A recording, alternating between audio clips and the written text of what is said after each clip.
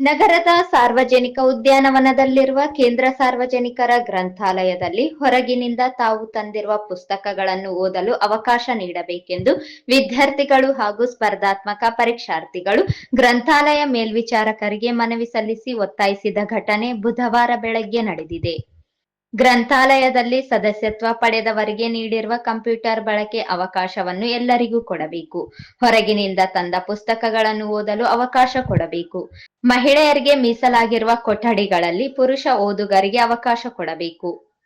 ಶೌಚಾಲಯವನ್ನು 8 ರಿಂದ 10 ದಿನಗಳಿಗೊಮ್ಮೆ ಶುಚಿಗೊಳಿಸುವ ಬದಲು ದಿನಾಲು 3 ಸಲ ಸ್ವಚ್ಛಗೊಳಿಸಬೇಕು. ಈ ಅಂಶಗಳನ್ನು ಜಾರಿಗೆ ತರದಿದ್ದರೆ ಜಿಲ್ಲಾಧಿಕಾರಿಗಳಿಗೆ ಮನವಿ ಸಲ್ಲಿಸಲು ತೀರ್ಮಾನಿಸಿರುವುದಾಗಿ ಮನವಿಯಲ್ಲಿ ಎಚ್ಚರಿಸಲಾಗಿದೆ. ವಿದ್ಯಾರ್ಥಿಗಳ ಅಥವಾ ಸ್ಪರ್ಧಾರ್ಥಿಗಳ ಗ್ರಂಥಾಲಯ ಒಳಗಡೆ ವೈಯಕ್ತಿಕ ಪುಸ್ತಕಗಳನ್ನು ಅವಕಾಶ ನೀಡುವುದಿರುವ ಕುರಿತು ಈ ಮೇಲ್ಕಂಡ ವಿಷಯಕ್ಕೆ ಸಂಬಂಧಿಸಿದಂತೆ ಅಂದರೆ ವಿದ್ಯಾರ್ಥಿಗಳಿಗೆ ಹಾಗೂ ಸ್ಪರ್ಧಾರ್ಥಿಗಳಿಗೆ ಗ್ರಂಥಾಲಯ ಒಳಗಡೆ ವೈಯಕ್ತಿಕ ಪುಸ್ತಕಗಳನ್ನು ಅವಕಾಶ ನೀಡುವುದಿಲ್ಲ. ಕಾರಣ, ಗ್ರಂಥಾಲಯದ ಮುಖ್ಯಸ್ಥರು ಸ್ಪರ್ಧಾರ್ಥಿಗಳ ಪುಸ್ತಕಗಳನ್ನು ಒಳಗಡೆ ತೆಗೆದುಕೊಂಡು ಓದಲಿಕ್ಕೆ ಅವಕಾಶವನ್ನು ಕಲ್ಪಿಸಿಕೊಟ್ಟಿರುವುದಿಲ್ಲ. ಏಕೆಂದರೆ ಈ ಗ್ರಂಥಾಲಯದಲ್ಲಿ ಪುಸ್ತಕಗಳನ್ನೇ ಓದಬೇಕು ತಾವುಗಳೆಂದು ಎಲ್ಲ ಸ್ಪರ್ಧಾರ್ಥಿಗಳಿಗೆ ಎಚ್ಚರಿಕೆಯನ್ನು ನೀಡಿರುತ್ತಾರೆ. ಇದನ್ನು ಸ್ಪರ್ಧಾರ್ಥಿಗಳು ಏಕೆ ಎಂದು ಕೇಳಿದರೆ, ಇಲ್ಲಿರುವ ಪುಸ್ತಕಗಳನ್ನೇ ಸ್ಪರ್ಧಾರ್ಥಿಗಳು ತೆಗೆದುಕೊಂಡು ಹೋಗುತ್ತಾರೆ. ಹಾಗಾಗಿ ನಿಮ್ಮ ಪುಸ್ತಕಗಳಿಗೆ ಒಳಗಡೆ ಅವಕಾಶವಿರುವುದಿಲ್ಲ. ಇಲ್ಲಿರುವ ಪುಸ್ತಕಗಳು ಸುಮಾರು 10 ವರ್ಷಗಳ ಹಳೆಯ ಪುಸ್ತಕಗಳಿದ್ದು ಅವುಗಳು ಕೆಲವೊಂದು ಪುಸ್ತಕಗಳು ಇರುತ್ತವೆ.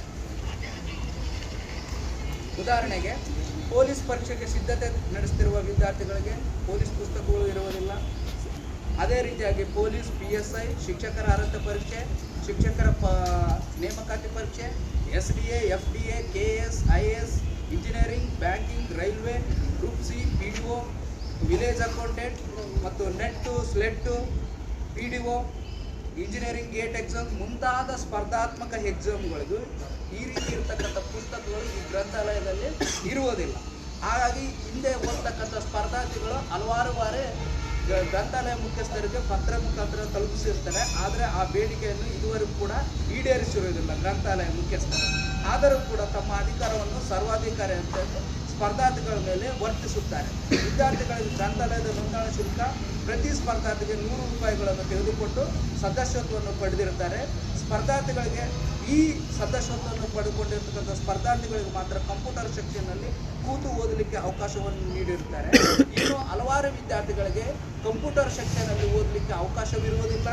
ಮತ್ತು ಇಲ್ಲಿರ್ತಕ್ಕಂಥ ಸರಿಯಾಗಿ ಶೌಚಾಲಯವನ್ನು ವಾರಕ್ಕೆ 1 ಬಾರಿ ತೊಳಿಸ್ತಾರೆ ಅಂತಂತೆ.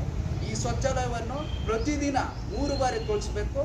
ಆಮೇಲೆ ವಿದ್ಯಾರ್ಥಿಗಳಿಗೆ ಕೆಲವೊಂದು ಪ್ರತ್ಯೇಕ ಕೊಠಡಿ ಮಾಡಿದ್ದಾರೆ, ಅಲ್ಲಿ ಸ್ಪರ್ಧಾರ್ಥಿಗಳೇ ಇರುವುದಿಲ್ಲ. ಹಾಗಾಗಿ ಹೆಚ್ಚಿನ ವಿದ್ಯಾರ್ಥಿಗಳು ಬರ್ತಾರೆ. ಆ ಕೋಣೆಯಲ್ಲೂ ಕೂಡ ವಿದ್ಯಾರ್ಥಿಗಳಿಗೆ ಅವಕಾಶ ಮಾಡಿಕೊಡಬೇಕು. ಮತ್ತು ಇಲ್ಲಿ ಸರಿಯಾದ ಮ್ಯಾಗ್ಝಿನ್ಸ್, ಒಂದೇ ಮ್ಯಾಗ್ಝಿನ್ ಇತ್ತಂದರೆ ಅದು ಒಬ್ಬ ಸ್ಪರ್ಧಾರ್ಥಿ ಓದ್ತಾನೆ ಅಂದರೆ ಇನ್ನೊಂದು ಸ್ಪರ್ಧಾರ್ಥಿ ಎಲ್ಲಿ ಓದಲಿಕ್ಕೆ ಸಾಧ್ಯ ಆಗ್ತದೆ. ಆ ರೀತಿ ಒಂದು ಮ್ಯಾಗ್ಝಿನನ್ನು ಏನಿಲ್ಲ ಅಂದರೆ ಒಂದು 5 ಕಾಪಿ ಒಂದೊಂದು ಮ್ಯಾಗ್ಝಿನ್ ಕೂಡ ಅವಕಾಶ ಮಾಡಿಕೊಡಬೇಕು. ಮತ್ತು ಶೌಚಾಲಯವನ್ನು ಕೂಡ ಪ್ರತಿದಿನ 3 ಬಾರಿ ತೊಳೆದುಕೊಡಬೇಕು. ಎಲ್ಲ ಪುಸ್ತಕಗಳನ್ನು ಎಲ್ಲರಿಗೂ ಅವಕಾಶ ಸಿಗಬೇಕು. ಮತ್ತು ಎಲ್ಲದಲ್ಲಿ ಕೂಡ ಎಲ್ಲ ವಿದ್ಯಾರ್ಥಿಗಳಿಗೂ ಓದಲಿಕ್ಕೆ ಅವಕಾಶ ನೀಡಿಕೊಡಬೇಕು ಎಂದು ತಮ್ಮಲ್ಲಿ ಎಲ್ಲ ಸ್ಪರ್ಧಾರ್ಥಿಗಳು ಒಂದು ಮನವಿ.